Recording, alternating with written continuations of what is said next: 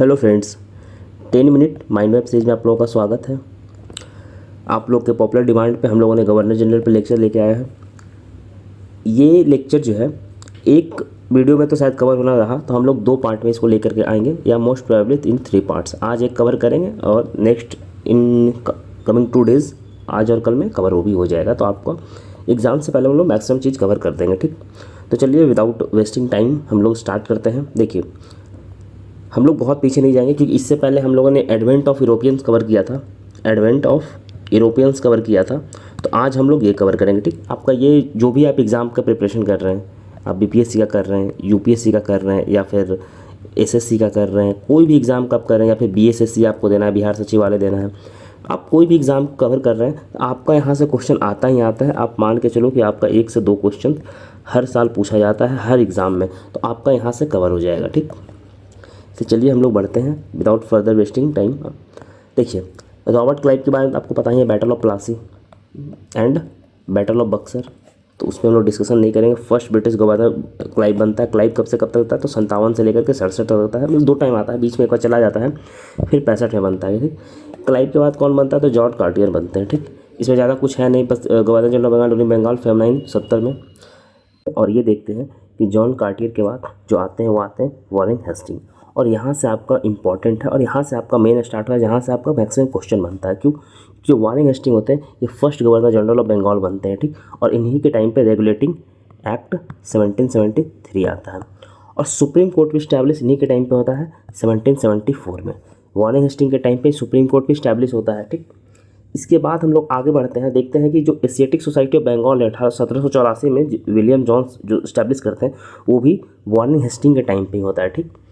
जो कि बाद में जा करके डुअल गवर्नमेंट जो है ये भी जो इस्टेब्लिश हुआ था रॉबर्ट क्लाइव के, और वो इसको एबोलिश करते हैं, मतलब ख़त्म करते हैं जो डुअल गवर्नमेंट था, ठीक। इसके अलावा सेकेंड मैसूर वार और रोहिला वार और फर्स्ट एंग्लो मराठा वार भी इन्हीं के टाइम पे होता है। और मराठा वार में हम लोग को सबको पता है कि ट्रीटी ऑफ सलवाई साइन हुआ था, ठीक। सेकेंड मैसूर वार में कौन सा ट्रीटी साइन हुआ था, ये आपको कमेंट करके बताना है, ये आपको कमेंट में बताना है, ठीक। अब देखिए, वॉरेन हेस्टिंग के बाद हम लोग आगे बढ़ते हैं और ये देखते हैं कि हेस्टिंग के बाद कौन आते हैं, तो लॉर्ड कॉर्नवालिस। अब कॉर्नवालिस 2-3 चीज़ों के लिए इंपॉर्टेंट है। क्यों? क्योंकि इन्हें फादर ऑफ सिविल सर्विसेज कहा जाता है इंडिया में, ठीक। इसके बाद जो और इम्पॉर्टेंट है, कॉर्नवालिस कोड लेकर के आते हैं ये। और सबसे ज़्यादा इंपॉर्टेंट क्या है कि परमानेंट सेटलमेंट स्टैब्लिश करते हैं बंगाल में और बिहार में 1793 में, ये बहुत इंपॉर्टेंट है। और उसके बाद फिर थर्ड मैसूर वार होता है, जिसमें ट्रीटी ऑफ श्रीनगरपट्टनम साइन होता है 1792 में, ये बहुत इंपॉर्टेंट है थर्ड मैसूर वार, क्योंकि सेकेंड के बाद जो थर्ड ये होता है ना, ये बहुत इंपॉर्टेंट है।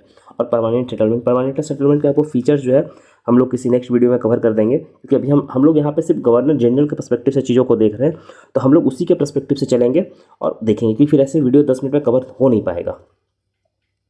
देखिए, कॉर्नवालिस के बाद आते हैं कौन, तो सर जॉन सोर, ठीक।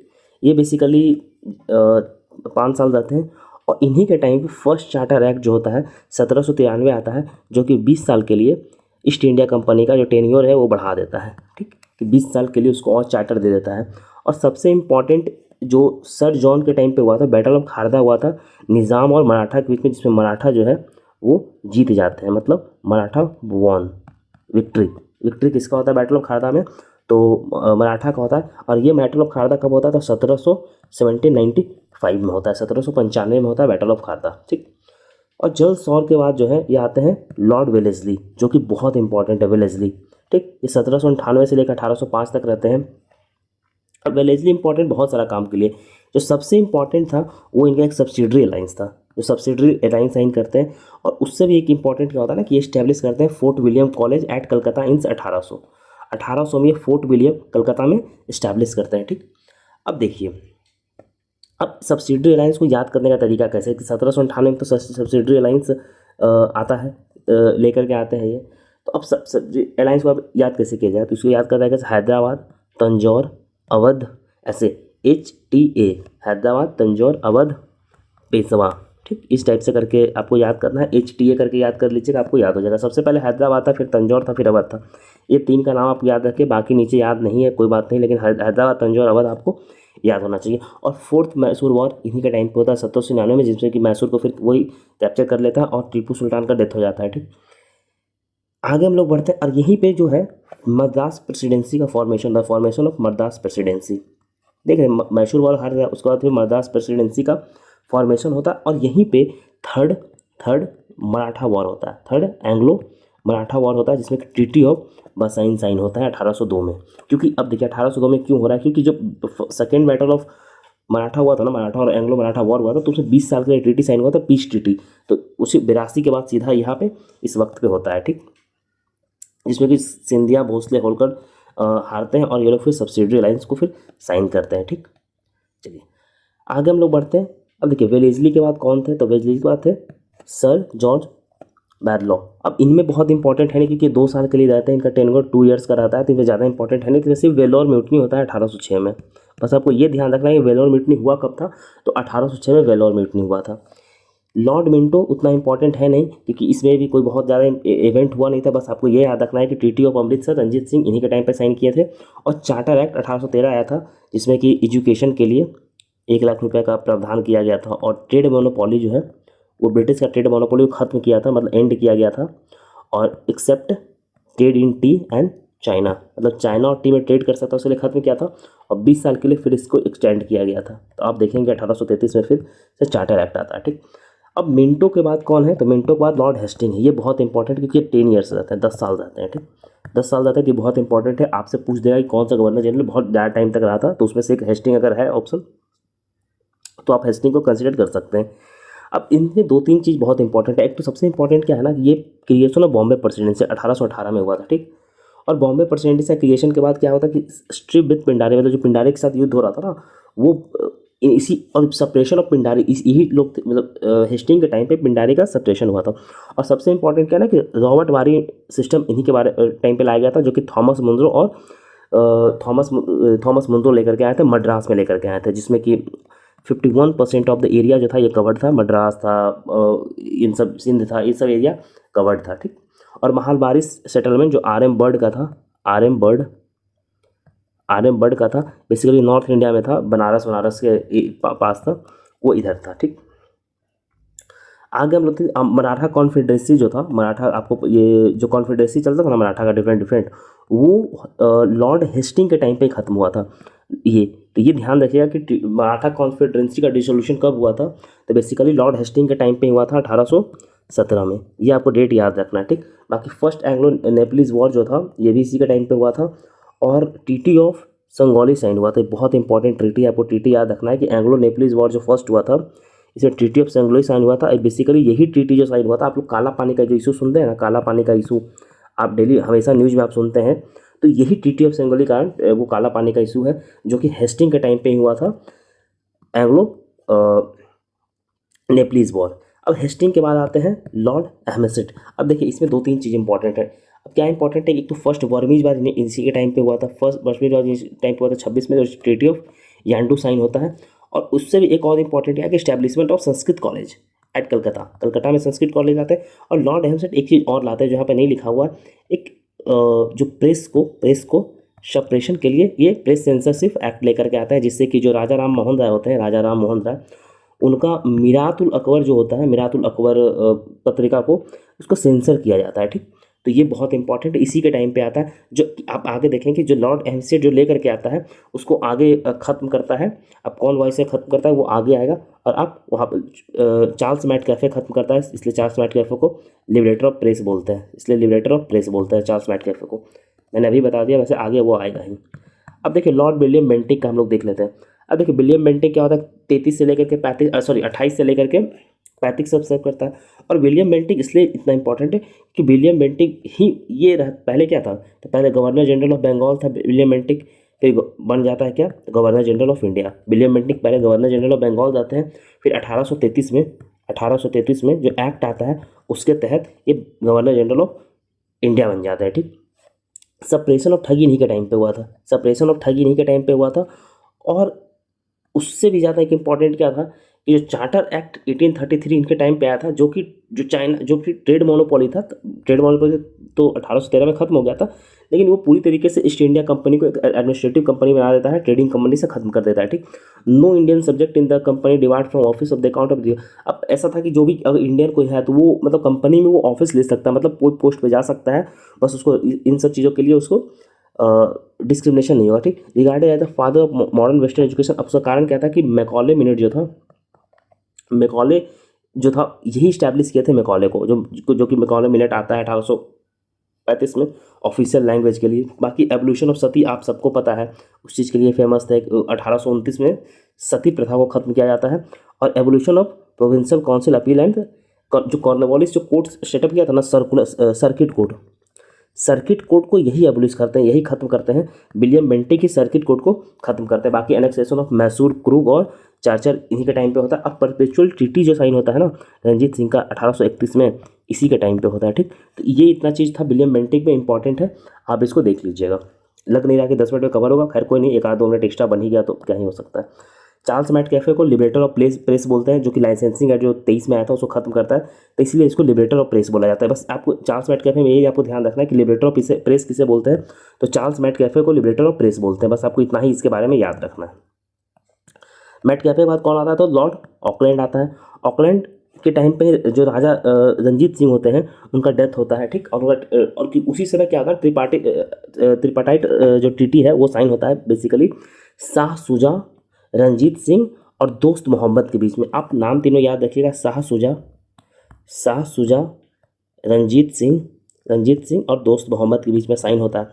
फर्स्ट अफगान वॉर इसी के टाइम पे होता है, जो कि हम लोग आगे देखेंगे। ठीक, और बैंक ऑफ बॉम्बे स्टैब्लिश होता है 1840 में, जो कि बाद में जाकर के इंपीरियल बैंक ऑफ इंडिया बन जाता है, जो कि अभी एसबीआई है।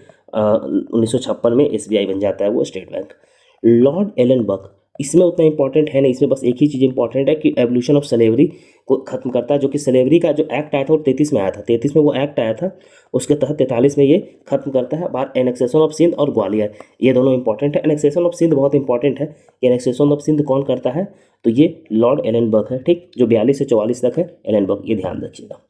एलन बक के बाद कौन है, तो लॉर्ड हार्डिंग फर्स्ट है, जो कि 44 से 48 तक होता है। और इसी के टाइम पे फर्स्ट एंग्लो सिख वॉर, जो मैंने ऊपर बोला था, हम लोग बाद में देखेंगे, जहाँ पे ट्रीटी ऑफ लाहौर साइन होता है। ठीक, और बेसिकली ये सबसे ज़्यादा इंपॉर्टेंट है लॉर्ड हार्डिंग के में, जो 44 से 48 के बीच में है। एलन बक के बाद आते हैं लॉर्ड हार्डिंग फर्स्ट, ये ध्यान रखना है। लॉर्ड हार्डिंग फर्स्ट, एक लॉर्ड हार्डिंग हम लोग पहले देखे थे।